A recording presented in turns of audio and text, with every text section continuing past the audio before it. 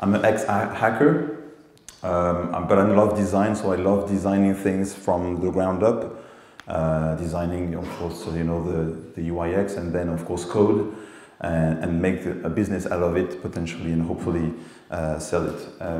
So you can contact me at serge@thefamily.co. So I'm going to talk about my former company I sold actually recently, in this summer, called TalkTalk, which was on-demand delivery platform. So I'm going to drill down quite fast actually, just to get a sense, a bit of the platform, and then talk more about the product and the back office, and then through a Q&A session rapidly. So TalkTalk is basically, actually, we were the first in Europe to enable delivery, on-demand delivery for anybody, for any goods in your city. So basically, you want like an iPod from the Apple Store, or even a burger, whatever the kind of goods you would like to have it immediately in your city.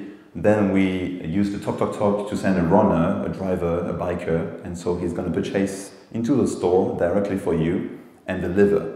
So it's like Deliveroo, Foodora, but for any kind of goods. It's technically more challenging because we were giving the prepaid card and credited the money in real time. So a really sophisticated actually platform behind the scene.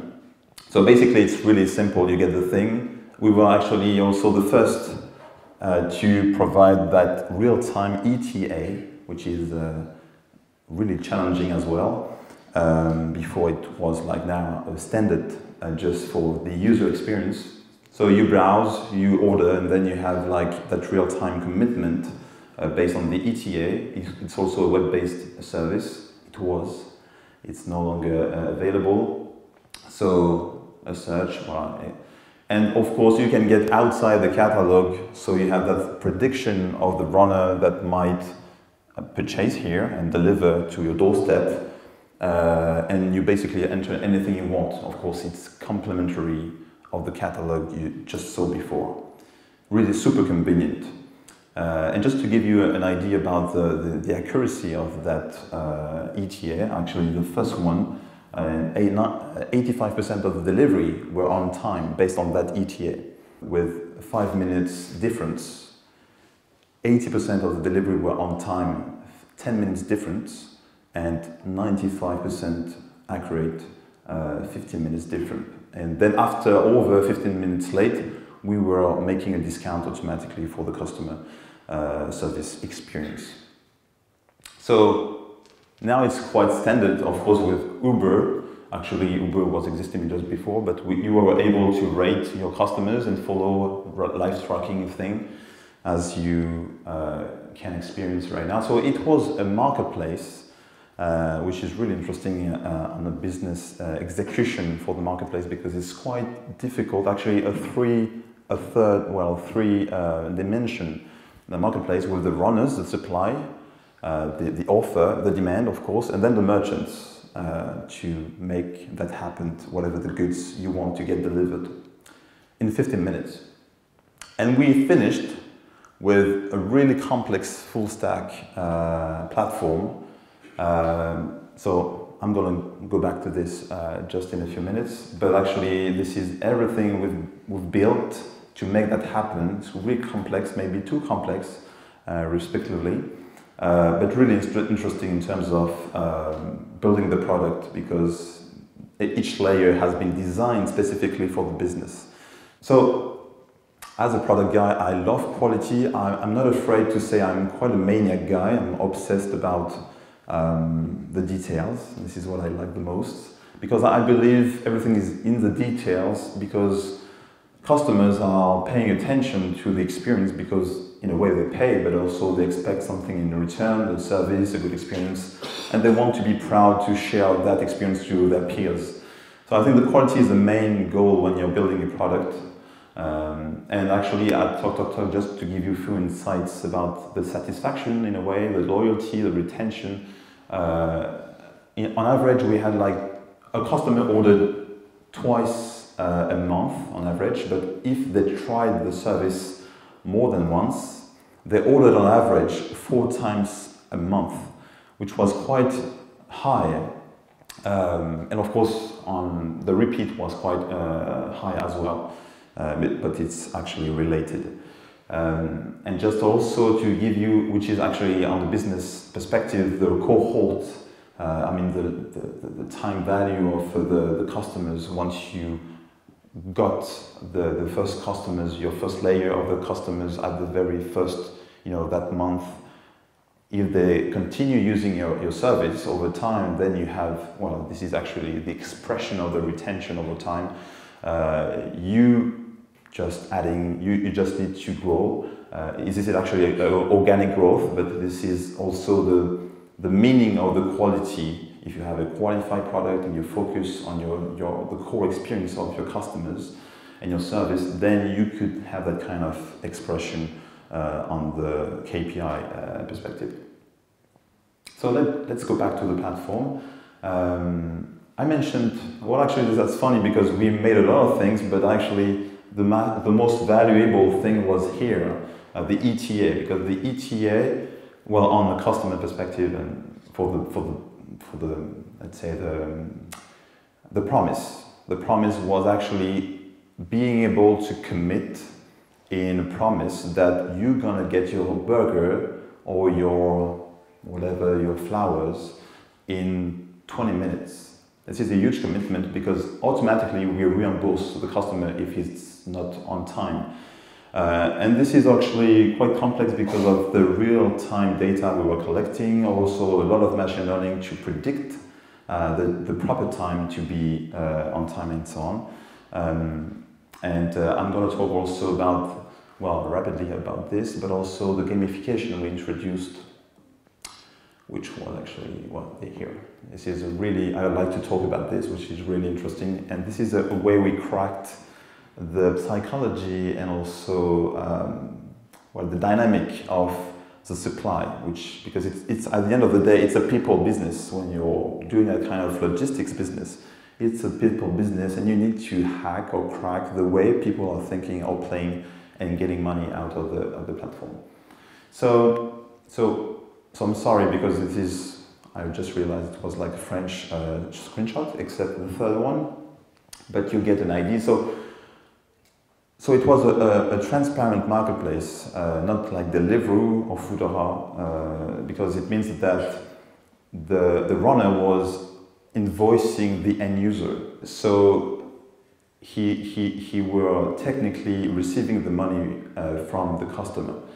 So it means that he needs to be, so he's technically in direct relationship with the customer. And we introduced that first feature, which was actually the demand radius, well, heat map, to help drivers, runners, as we used to call them, understand what is the demand, how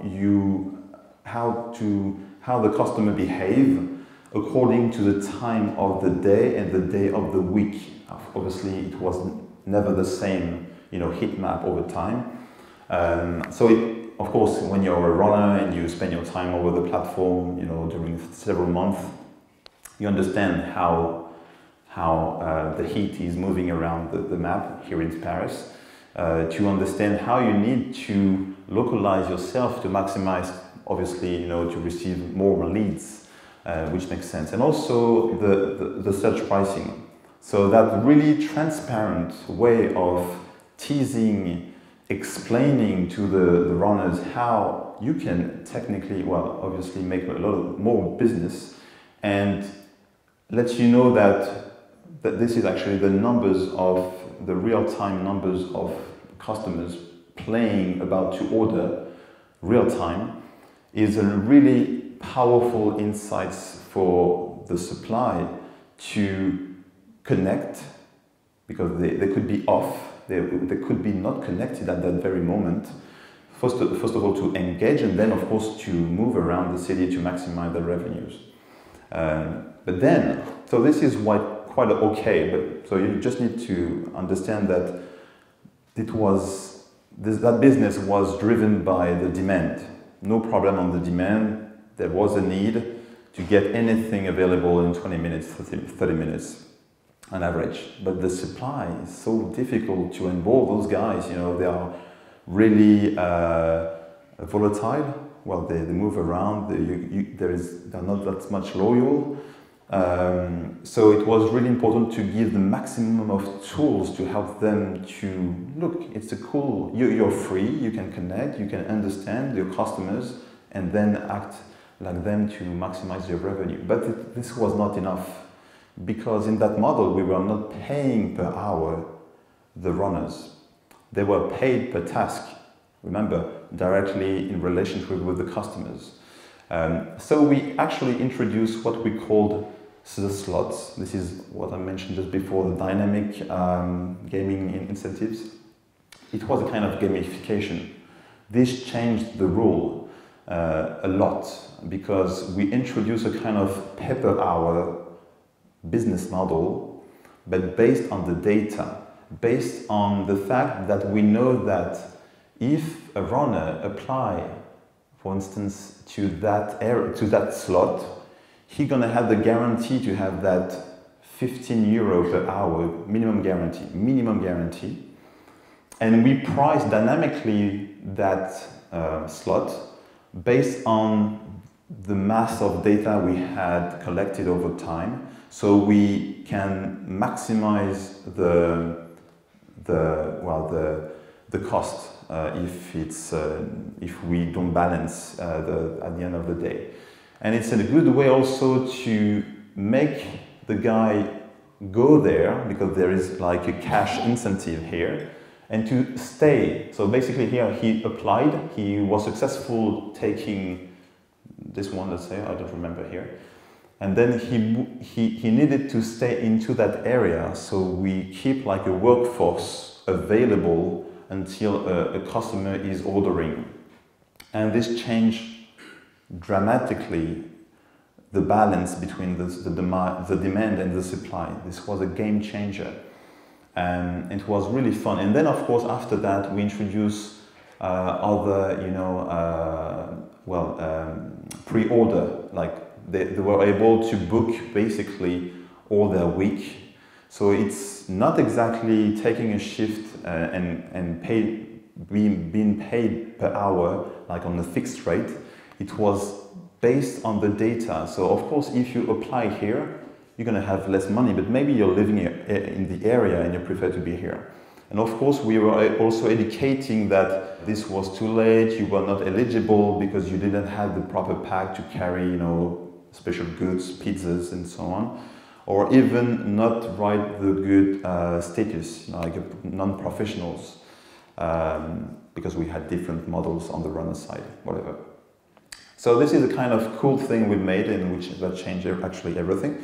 And then, of course, so the bottleneck was the onboarding of the runners. It was like such a pain.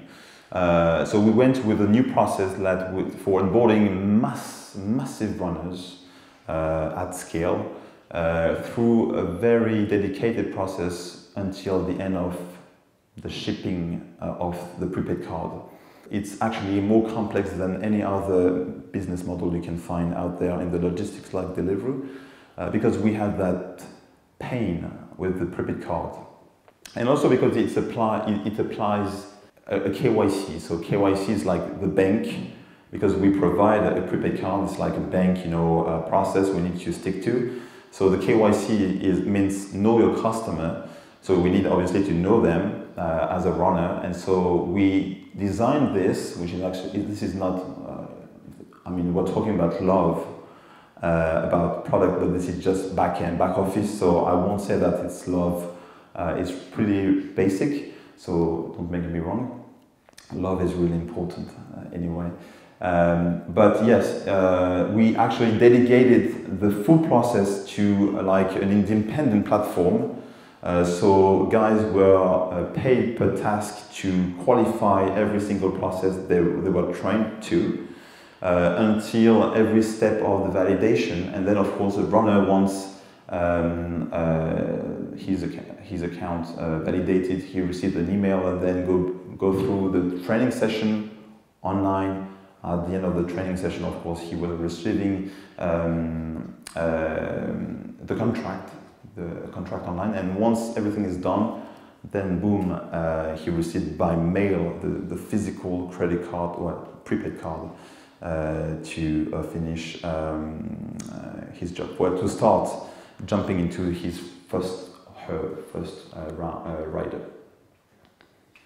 So it was a really iterating process. I mean, designing that kind of automated platform was actually a long journey about making things that don't scale at the beginning because it's manual, because we understand what we need at the architecture and also infrastructure level by adding a lot of things. And then after that, it was just a dashboard for following one order, which is actually like a random order, with a lot of information. So rapidly, I mean, of course, the order, different information, but this is also, we were able to track the battery. So the battery of the runners were actually really important, because if the guy didn't have any battery, then the order was over.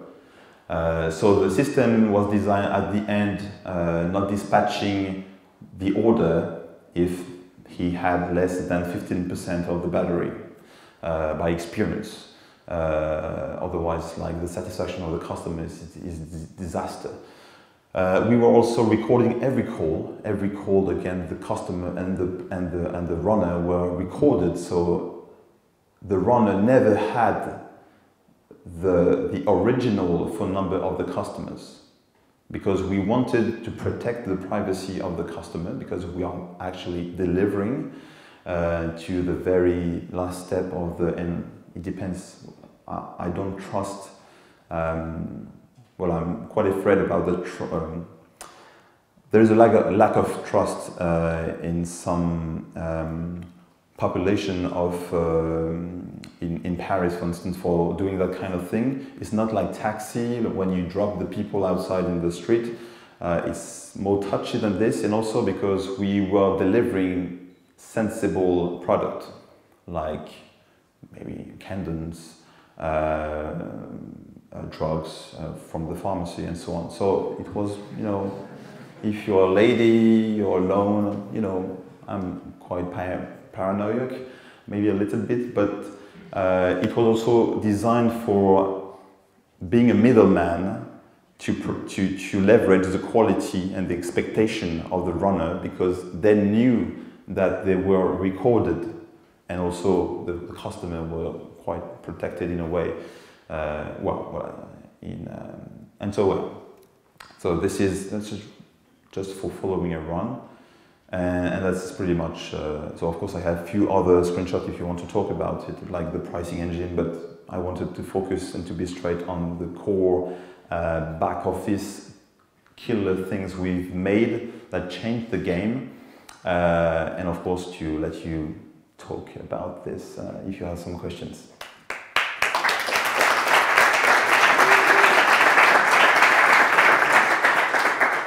Hi, very impressive.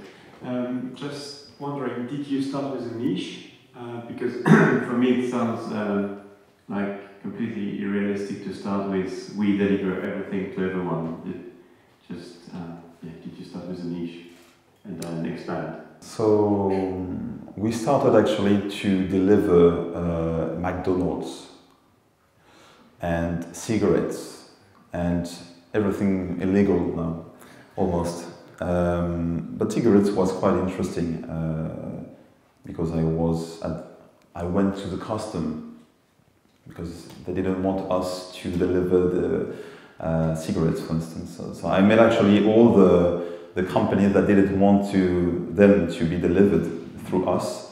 But it started actually to the very core and obvious needs that you might think about, you know, on a Sunday when it's raining and you don't want to go out, you know, for instance. The cigarettes actually in Paris is such a pain because on Sunday everything is closed. But this is just an idea. But let's say the food was obvious because everybody is eating several times a day, at least, if you are not fasting. But McDonald's was really interesting because actually at the very beginning of Talk, to start at some point, it was a search engine with an autocomplete experience because we didn't want the brands to know that we had that catalog without their consent. So if you were typing McDo, boom, you had everything from the McDo, and then fish, McFish, and then we designed also the menu so you could ease the process of adding your French fries and other stuff like this. So in 3 clicks you had your cart ready to purchase. This was a killer thing because everybody was dreaming to get McDonald's right to their doorstep. And of course, as food is quite, obvious, we added everything around the burger, around, the cool things to eat. And of course, after you have all the convenient things to transport, like Thai, Asian, Indian, things like that. So food was not a niche because it's a super big market and there is a need, and actually the need for every brand that can't be delivered. And then of course other goods that you might be funny and useful for making also a good PR and position your service, against the other services. I got the impression from what you said that the company doesn't exist, or the website doesn't exist anymore since you sold it. So what happened there? So we sold the company last year, this summer, especially the platform, which was quite advanced, so it's undisclosed at the moment. So I can't tell you the acquirer, but it was done this summer. That's a super answer. Hi, thank you for your presentation. Thanks. I'm just curious about like you have some food ratings and everything. How do you manage to increase your users? Like I'm just curious about how you, because you saw you have an amazing growth. How you manage? How was the process? So this is what I mentioned before. I think the core thing, which is really, really important, is the quality of the product. So it might take time to achieve the perfect product. That's why it's nice to iterate fast and get the feedback of the customers along the way, but especially at the very beginning, because they are so valuable to enhance, the product, and then to get a good version of a qualified product. So you have that organic mechanism. I mean, if the product can talk for itself, this is the first win. It just makes sense, but sometimes most of the people are not acting like this just to focus on the quality and having that organic metrics, because your product is just speaking for itself, because it works, it's reliable, it's seamless, it's fun, and it's it's saving money and or saving time. This is the meaning of life. We want to have fun with our friends, and it was also quite viral, because when a customer were delivered, sometimes it was like for many people at the office and or at home. So it was viral because at the beginning nobody knows about Talk. So how did you make it? How did you do that? How did you get like a burger I can't have myself without going right to the doorstep of the merchant? So it was like that wow effect. So every service can't have that wow effect, but at least you can have like a really good impression of having something really powerful, seamless, simple, and even see that the guys behind the scene that made the product made it with love, with thinking and developing like a customer. They were close to. We can feel this, way, it's almost like a feeling. There is something special, few attention, like you're loading a page, there is something animated, like a cool stuff. This has value. It depends your product, your service, but this is small details. I was talking about just before. Details, that kind of small things could change a lot on the long run. Hi, I'm interested in knowing about the resources needed to develop the backend platform, and because it's not consumer facing, and how many resources did you allocate to developing this further, and when did you realize you need to focus more on that to make the business better? How was the process around that? So I actually designed a lot of things at the very beginning, and then we had different phases on the development team, but I would say that we were 5. And then it changed a little bit with the staffs, and then other people came in and so on, and came out also. But we went up to 8 developers, engineers. Then to focus at the last year, well, the last year, to 5 senior developers. A friend of mine, like it's been a time we were working all together. So we have automatism, we know how to execute fast. But it's difficult to answer because it was like an ongoing thing, you know, a lot of iterating thing.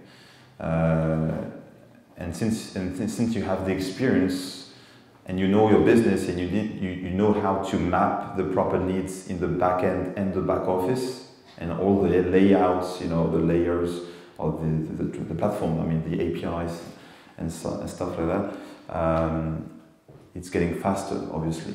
But at the beginning it's super slow because you're just facing something new, you don't know. It's manual at down scale, at that scale, which is important at the beginning, just to be closer to your business and your customers and to achieve quality, by the way. I don't know if you can or want to disclose that, but I mean, it looks like a really big and really cool asset, a product you built. Why did you sell it? Like, why did you not continue working with it and I don't know, thinking about a more international roadmap maybe? Yeah, so it's mostly, so we were good at tech, but sometimes the business is not aligned with what you have achieved on the tech or platform, you know, level. So that's why I mentioned it was quite sophisticated according to the business in front. If you look at the numbers of Deliveroo, of Foodora, the market we were addressing at the end of the day was against those giants, and they technically raised like more than 100 times that we did. So it was a nice move to sell what we have achieved the best, rather than compete at the business level against giants, because you would have need to raise a lot of capital, which is fine, but there is only one winner, at least a second maybe, but you can't, you know, that's why we need to be pragmatic. I mean, also it's also business. So it was the move, and I changed my mind last year to start the process of selling the company and all its assets, and it was, I think, the good move. Cool, I think that's the moment we will close. It was really good to transition.